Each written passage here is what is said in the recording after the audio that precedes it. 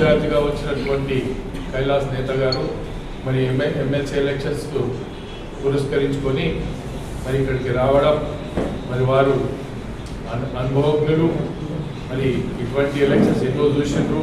మరి బాన్స్వాడలో అన్ని ప్రాంతాలు తిరిగి ఏ విధంగా ఉందో చూసినాక వారు వచ్చి ఆశ్చర్యపోయారు.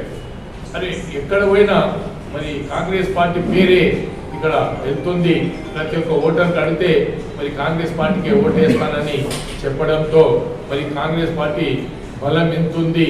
మరి ఈ ప్రాంతం బాన్స్వాడ కాన్స్టిట్యున్సీ మరి గతం కన్నా ఇప్పుడు ఇంకా స్ట్రెంథనింగ్ అయింది కాబట్టి ఖచ్చితంగా ఎమ్మెల్సీ ఎలక్షన్లో 3,344 ఓట్లున్నాయి. దాంట్లో ఇంచుమించు 90% ఓట్లు కాంగ్రెస్ పార్టీకి పడతాయి.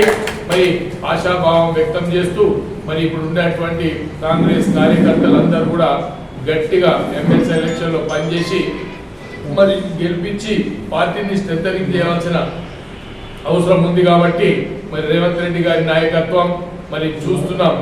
ఏది కావాలంటే మరి ఏవైతే వాగ్దానం చేశారో అంచెలంచెలుగా పూర్తిగా నెరవేరుస్తూ, అంటే కొంత అప్పుల పాలైనటువంటి పరిస్థితులు ఉన్నా కానీ ఏ పార్టీని అడుగుడుగా నిలదీయమని అడుగుతా ఉన్నాం. ఎందుకు మొన్న నీకు బెయిల్ వచ్చింది సహకరించడం వల్ల నీ కవితకు ఇవాళ రాష్ట్రంలో ఫోన్ ట్యాపింగే కానీ, ఈ రాష్ట్రంలో ఏదైతే కాళేశ్వరం కుంభకోణమే కానీ, రాష్ట్రంలో భూముల కుంభకోణమే కానీ ఇవన్నీ తప్పించుకోవడానికి బీజేపీకి సహకరించి బీఆర్ఎస్ పార్టీని బలంగా పెట్టి రాష్ట్రంలో బీజేపీని ముందుకు తీసుకుపోతున్న బీఆర్ఎస్. కాబట్టి నిరుద్యోగులు మీ అందరికీ విజ్ఞప్తి చేస్తున్నా, చదువుకున్న వాళ్ళుగా ఈ రాష్ట్రాన్ని మీరు కొట్టాడి తెచ్చడంలో మీ పాత్ర ఉంది, మీ త్యాగం ఉంది. తెలంగాణ వాదాన్ని బతికించిన వాళ్ళు మీరు. అటువంటి వాళ్ళు ప్రజాస్వామ్యాన్ని ముందుకు తీసుకుపోతున్న రేవంత్ రెడ్డి గారి నాయకత్వంలోని ఈ పార్టీని మరింత బలపరచవలసిన అవసరం ఉంది. బీజేపీకి వేస్తే అది మోరులో ఓటేసినట్టే, అది బీజేపీకి బీఆర్ఎస్ ఒకటే అని చెప్పేసి కూడా ఈ సందర్భంగా మనం చేస్తా ఉన్నా. బీఆర్ఎస్ బీజేపీ వేరు వేరు కాదు, ఒక చెట్టుకున్నటువంటి 2 కొమ్మలు.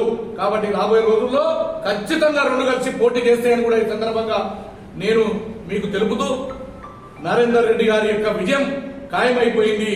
మీ ఆకాంక్షలని, మీ పోరాటాలని, మీ గౌరవాలని రాబోయే రోజుల్లో ఇంకా 1,50,000 ఉద్యోగాలు ఉన్నాయి. అది మమ్మల్ని విశ్వసించమంటున్నాం. ఇంకా 3 సంవత్సరాల మీద 10 నెలల కాలం మిగిలింది. కాబట్టి ఈ ప్రభుత్వాన్ని బలపరచవలసినటువంటి అవసరం ఉంది. మరి మీకు తెలుసు, చేనేత కార్మికుల కోసం ఇక్కడ చాలా మంది ఉండి